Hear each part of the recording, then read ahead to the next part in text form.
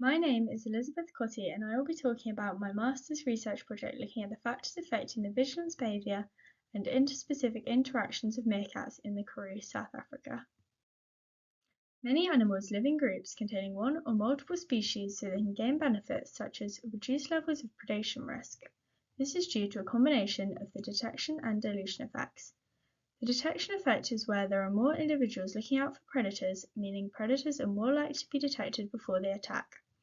The dilution effect is where there are more individuals present, so if a predator does attack, the risk of each individual being predated is lower.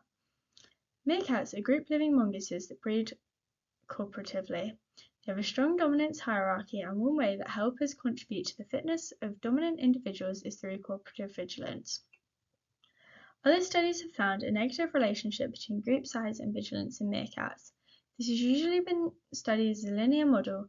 However, the expected relationship due to detection and dilution effects is asymptotic, where as group size increases, individual vigilance decreases faster at first and then reaches a plateau. Raised guarding is a form of vigilance from a raised area. When meerkats start raised guarding, they communicate this with a distinct vocalization, which results in a reduction in vigilance of all other meerkats in the group. Yellow mongooses also live in groups, however, cooperative vigilance is rare. Meerkats and yellow mongooses have been observed sharing burrows, but the nature of their relationship is currently unknown.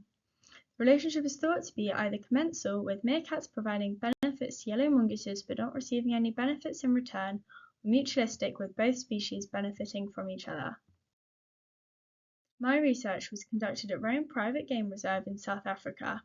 This is a 5,000-hectare reserve with a semi-desert, grassland and scrub habitat. I studied a population of 9 meerkats that made up a mob. The group contained a mix of wild and rehabilitated meerkats. Observations were made at 4 known burrows in person and using camera traps. Scan sampling was used to record the number of meerkats, their vigilance behaviours, and the presence of yellow mongooses throughout the day when meerkats were at the burrows. A negative asymptotic relationship was found between group size and individual vigilance when time of day was accounted for. The asymptotic model had a lower AIC value than the linear model, showing that it is more suitable.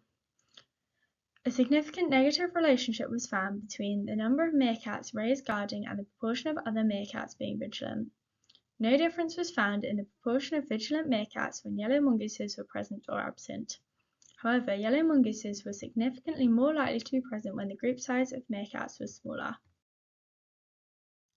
Larger groups are less likely to be attacked by predators, which explains why meerkats invest less energy in vigilance behaviour in large groups.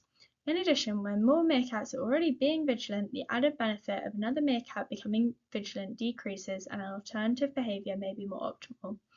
However, when meerkats are not foraging, vigilance is usually the most optimal behaviour for an individual, which may explain why the decrease in vigilance plateaus. When more meerkats are raised guarding, fewer of the remaining meerkats are being vigilant.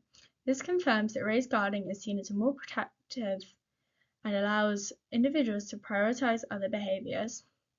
Level of predation risk is a known predictor of vigilance in other species, so I suggest that future research considers the recency and frequency of predator attacks. The results of mine and other studies show that yellow mongooses don't contribute to the detection of or protection from predators, suggesting a commensal relationship.